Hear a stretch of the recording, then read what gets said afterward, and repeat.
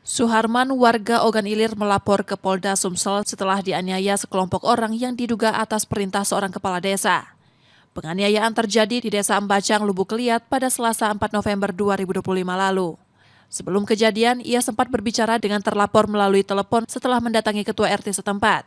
Terlapor disebut menuding Suharman merekam kegiatan musyawarah desa dan memintanya datang ke Embacang. Setibanya di lokasi, Suharman langsung dianiaya hingga mengalami luka serius di kaki dan dada. Aksi itu baru berhenti ketika polisi tiba di tempat kejadian.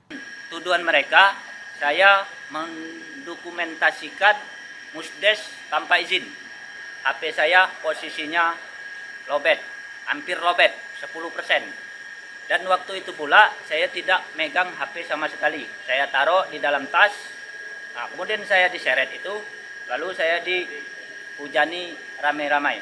Nah, di tengah desa Bacang itu, saya dikeroyok dengan oknum kades, suruhan kades, kemudian Pak Kadesnya juga.